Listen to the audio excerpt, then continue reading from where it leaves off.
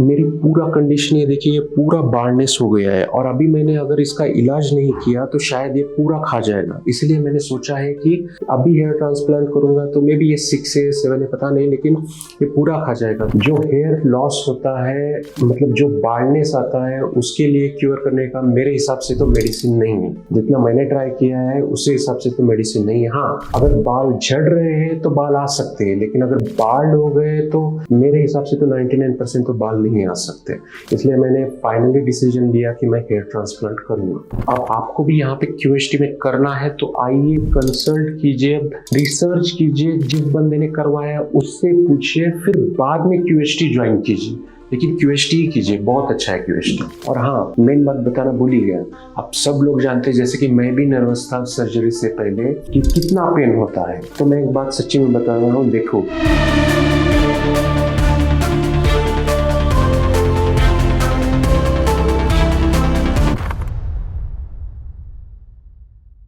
Hello guys, my name is Deepak Poddar. मैं मुंबई से आया हूँ और मैं यहाँ पे हेयर ट्रांसप्लांट के लिए क्यूएचटी हरिद्वार आया हूँ। तो मैं मेरी हेयर फॉल की जर्नी बताता हूँ। एक्चुअली मेरा हेयर फॉल स्टार्ट हुआ 2013 में। मैंने बहुत सारे ऑयल यूज किए, बहुत सारे डर्मेटोलॉजिस्ट को भी विजिट कर लिया, उनकी मेडिसिन भी लिए, लेकिन कुछ फायदा नहीं हुआ। फिर मैंने बहुत सारे ऑयल यूज किए और ओनियन भी यूज किया, बहुत सारे आयुर्वेदिक भी मेडिसिन यूज किए, लेकिन कुछ फायदा नहीं हुआ। जो हेयर लॉस होता है, मतलब जो बार्डनेस आता है, उसके लिए क्योर करने का मेरे हिसाब से तो मेडिसिन नहीं है। जितना मैंने ट्राई किया है उसी हिसाब से तो मेडिसिन नहीं है। हाँ, अगर बाल झड़ रहे हैं तो बाल आ सकते हैं, लेकिन अगर बाल हो गए तो मेरे हिसाब से तो 99% तो बाल नहीं आ सकते।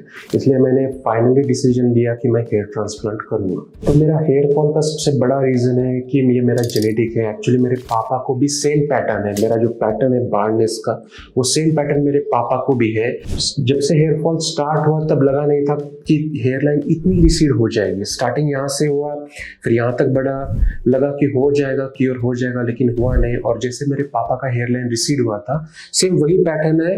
अब थोड़ा और भी चले जाएगा तो पूरा बार्डनेस आ जाएगा। देखिए, सबसे बड़ा प्रॉब्लम है हेयर लॉस का और हेयर डेथ कि आपका कॉन्फिडेंस बहुत गिर जाता है, आपके कॉन्फिडेंस में कमी आ जाती है। जब भी कोई पर्सन आपको कम्युनिकेशन करने की कोशिश करता है, पहली बार आपको हेयर को देखता है, मतलब मान के चले वो आके सीधे आपके मुंह पे नहीं देखेगा, कम्युनिकेशन स्किल को नहीं देखेगा, सीधा आपके बार्डनेस पे उसकी नजर जाएगी। और फिर वो थोड़ा सा लो होता है, कॉन्फिडेंस बहुत लो होता है, क्योंकि कॉन्फिडेंस, हेयर एक ऐसी चीज है जिससे कॉन्फिडेंस बहुत बढ़ता है। तो मैंने बहुत सारे रिसर्च किए, बहुत सारे मेरे फ्रेंड्स भी है, मेरे फ्रेंड के फ्रेंड ने भी बहुत सारे, उन्होंने ये रेफर किया कि दूसरों के हेयर ट्रांसप्लांट क्लिनिक से अच्छा है कि क्यूएचटी जाइए, वहां पे आपको A1 सुविधाएं मिलेंगी, सब कुछ सही होगा, क्योंकि वहां पे पूरा हेयर का ध्यान दिया जाता है। और जैसे कि मैं देख रहा हूँ यहाँ पे काफी हाइजीन मेंटेन कर रखा है, पूरा हाइजीन मेंटेन है। और मेरे फ्रेंड ने भी रेफर किया है कि आप क्यूएचटी जाओ, उसका रिजल्ट अच्छा है, आपको कोई प्रॉब्लम नहीं आएगी। देखो, लाइफ में कितनी बार कराना है तो पता नहीं, लेकिन लाइफ में एक ही बार कराना है तो मान के चलिए,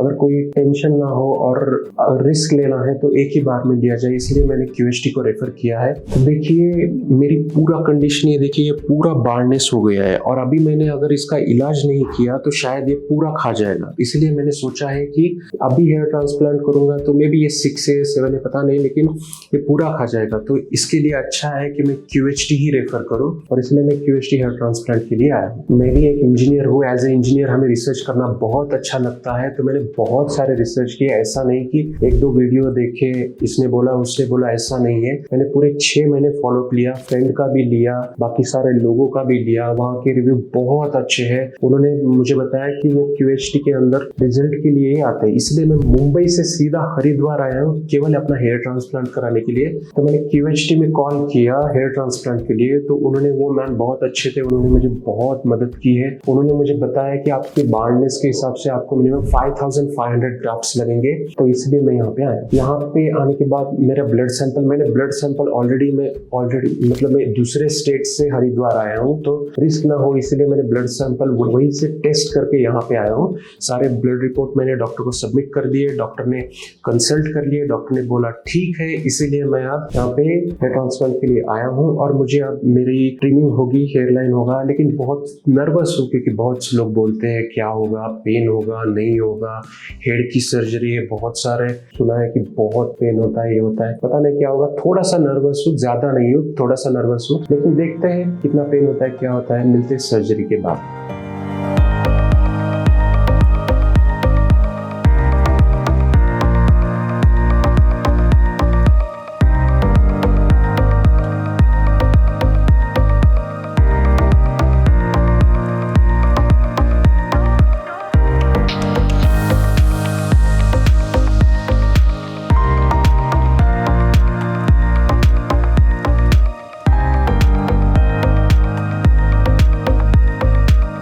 हेलो गाइस, तो आप देख सकते हैं मेरी सर्जरी पूरी कंप्लीट हो चुकी है। मुझे लगभग 5700 ग्राफ्ट लगे, जो कि 2 दिन सेशन लगा उसके लिए। पहले दिन में 10 घंटे लगे और दूसरे दिन में लगभग 11 घंटे लगे।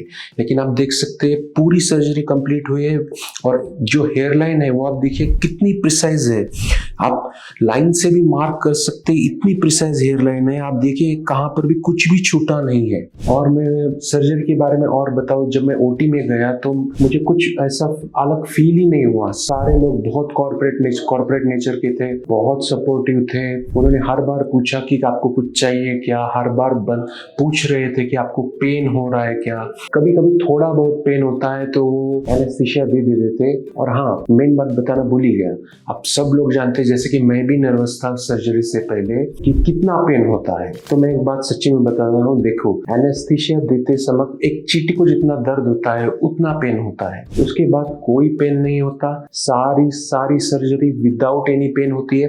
आप देख सकते हैं मैं अभी मेरी सर्जरी कंप्लीट करके आया हूँ और देखिए आप मेरे बात करने का तरीका देखिए, मेरा ये पूरा हेयरलाइन देखिए और मेरी बॉडी भी देखिए, पूरे एकदम तंदुरुस्त है, कुछ हुआ नहीं है, सब कुछ फाइन एंड सेटल। तो गाइस मैं आपको थोड़ा सा इंटरेक्शन के बारे में बताता हूँ। मेरे को जो लगभग 5700 ग्राफ्ट लगे, तो लंबी सर्जरी थी। तो उन्होंने हर 1-2 घंटे में पूछते थे पानी चाहिए क्या। फिर मेरा लंच भी उन्होंने करवाया, वो भी बहुत ही टेस्टी था।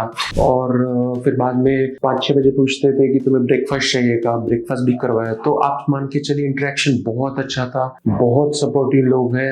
ऐसा लगता ही नहीं कि आप किसी हॉस्पिटल में आए हैं, ऐसा लगता है दूसरा अपना घर ही हो। और एक बात अच्छी है कि ये बहुत सपोर्टिव, बाकी हॉस्पिटल जैसे नहीं कि सिर्फ दिखावे के लिए ये करते हैं, ये बहुत सपोर्टिव है। अब जैसे सबसे बड़ा पार्ट है कि प्रिकॉशन क्या है।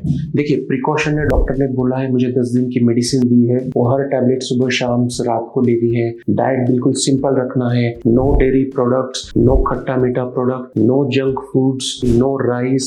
इसका मेन रीजन है कि देखिए हम जब हमारे ग्राफ्ट्स लगे हुए रहते हैं तो ग्राफ्ट्स में पस नहीं भरना चाहिए, इसके लिए ये सारे डाइट फॉलो करना चाहिए। और मेन बात, हमें बाहर जाते समय सर्जिकल कैप पहननी है ताकि डस्ट ना जमा हो जाए। अगर डस्ट जमा हो गया तो जो ग्राफ्ट है वो अंदर भी ग्रो हो सकते हैं, नहीं तो श्रिंक भी हो सकते हैं, तो आगे भी नहीं बढ़ सकते। इसलिए हमें 1 घंटे बाद सलाइन वाटर स्प्रे करने के लिए दिया है। वो सलाइन वाटर हर एक घंटे बाद स्प्रे करना है, लगभग 10 दिन के लिए। और सनलाइट अवॉइड करनी है 1 मंथ के लिए। और नो हेलमेट पहनना है। गाइस बहुत सारे लोगों के मन में सवाल होगा कि सर्जरी के बाद कितना पेन होता है, क्योंकि हमें बहुत सारे इंजेक्शन लगते हैं, बहुत सारा पेन होता है, ऐसा बहुत सारे जनों का मानना रहता है। क्योंकि ये मेरा भी मानना था कि सर्जरी के बाद कितना पेन होगा, आदमी स्टेबल होगा कि नहीं होगा, उसको चक्कर आएगा, कुछ तो होगा। देखिए मैं सर्जरी से अभी भी 5 ही मिनट हुए मुझे आके, ऐसा कुछ नहीं होता, कोई पेन नहीं होता। ये मैं मेरे लाइव एक्सपीरियंस के साथ कह रहा हूँ। ऐसा नहीं है कि मैं QHT को प्रमोट कर रहा हूँ, ऐसा बिल्कुल नहीं है, लेकिन मैं मेरा खुद का लाइव एक्सपीरियंस बता रहा हूँ। अब आपको भी यहाँ पे QHT में करना है तो आइए, कंसल्ट कीजिए,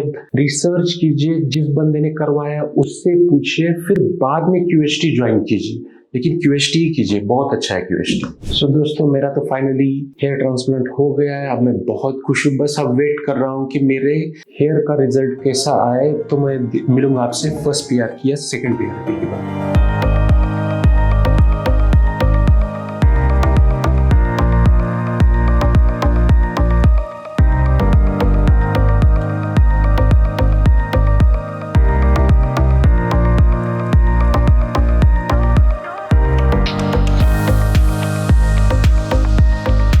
Hello friends, if you have not subscribed to our channel yet, please like this video, share and subscribe to our channel, and don't forget to hit the bell icon so that you will get update on every video.